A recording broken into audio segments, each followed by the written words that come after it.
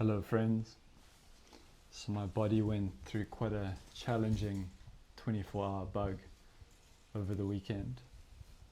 It's probably actually more like 4 hours of intense shivering and diarrhea and all the rest of it. Lots of fun. But reflecting, I thought it would be good to explore the body and how we relate to the body.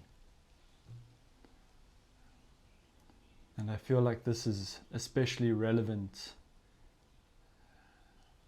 in our current times, where there's almost this obsessive preoccupation with the body, in terms of us trying to control it, maintain it, prevent it from aging.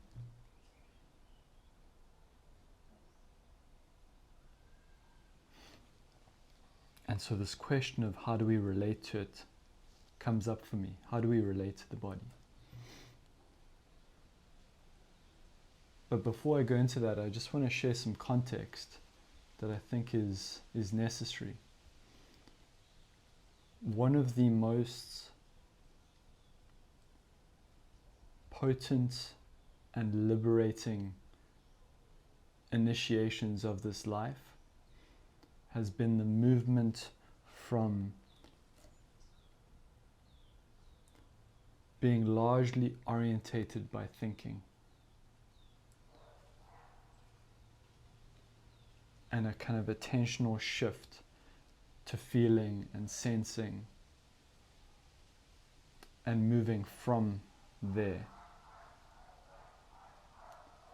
from thinking about the world to perceiving, sensing, feeling things as they are.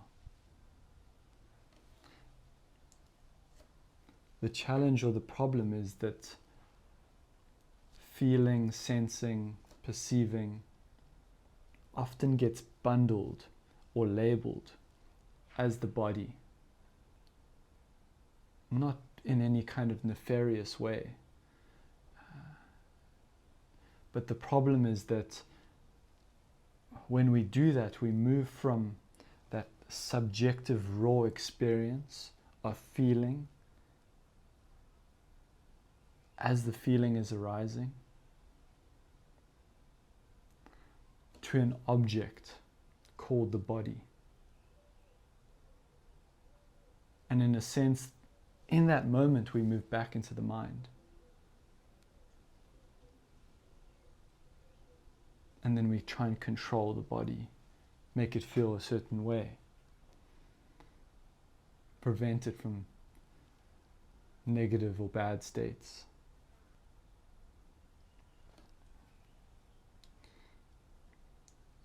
And so that's what I really want to explore here, is how we relate to the body and the implications of the ways that we relate to the body. And the way I see it is that there are, broadly speaking, two categories or two paths in terms of relating to the body. The first path is this one that's very familiar. It's the sense, this conviction, this belief that I am the body. That the body is me, or that I am housed within the body.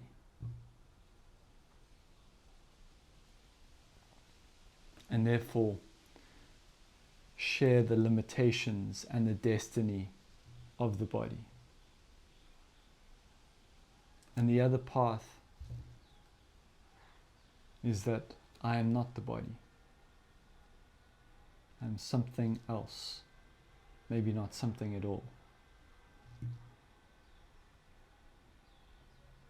But let's first investigate that initial path, because it's one that's so familiar to so many of us. This sense, this conviction that I am the body.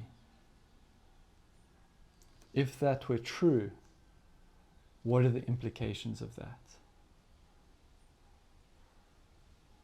One of the clear implications is that I can never find any lasting peace or happiness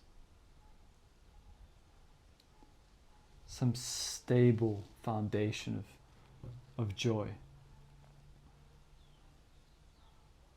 Because the states of the body are continuously fluctuating from pain to pleasure and all the rest.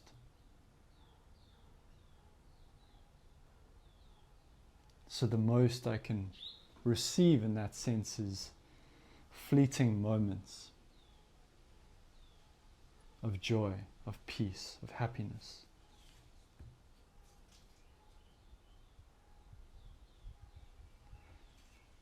Another implication is that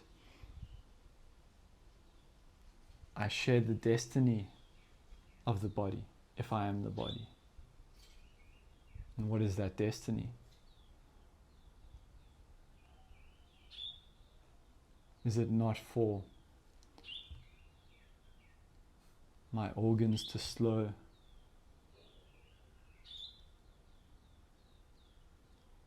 bones and brain cells to atrophy, to decay and eventually die, and then decay some more? Is that not the destiny of the body?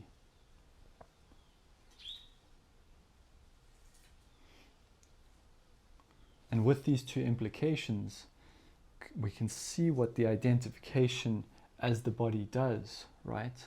There is this energy and effort putting into trying to control the states of the body, maintain a good, painless state.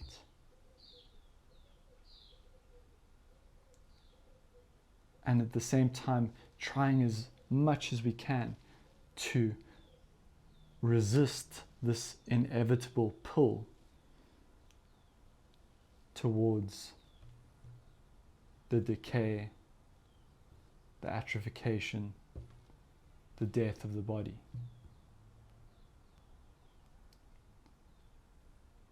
To put all our energy into trying to prevent that.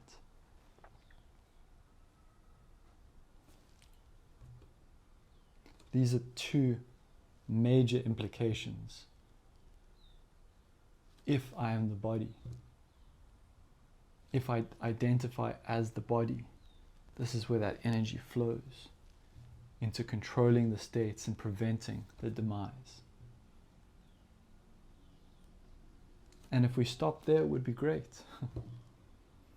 But the problem is that identification as the body becomes the foundation on which all these other identifications are built.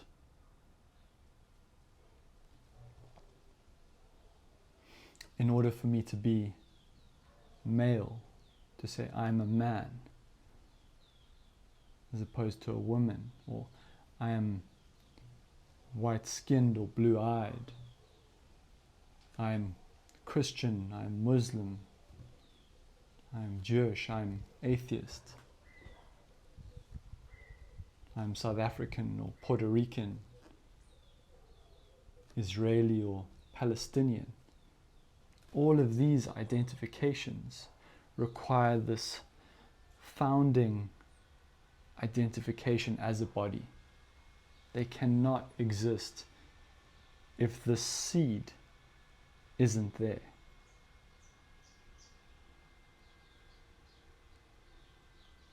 If this soil isn't fertile, none of those identifications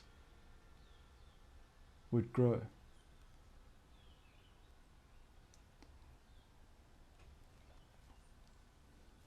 And as a result, all the tension, conflict, war, turmoil that we see in the world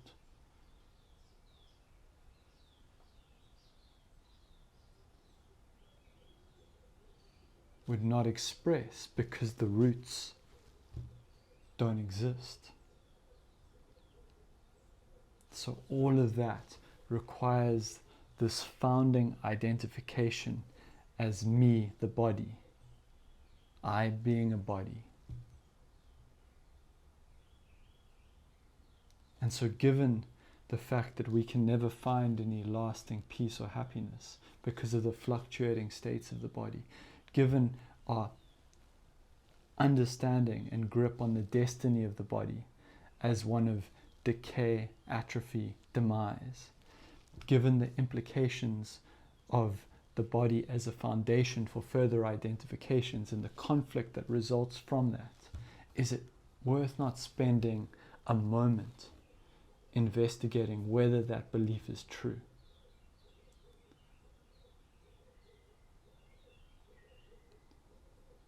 Whether this conviction I hold that I am the body is a fact.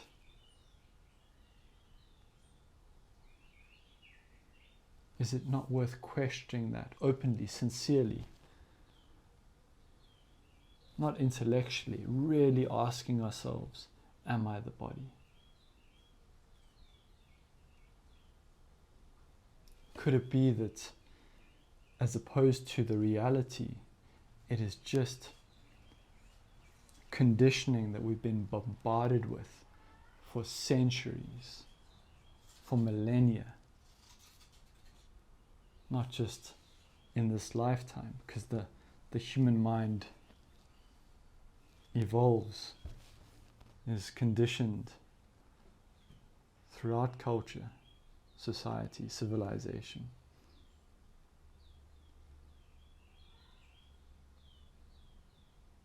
Creating this sense of certainty. But is it a reality? Why not question it? Why not at least explore the possibility that it may not be true? Because if it isn't true, then who am I?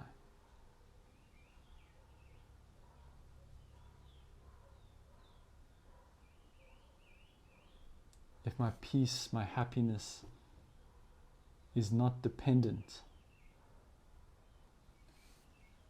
on the fluctuations, limitations, and destiny of the body, what is it dependent on?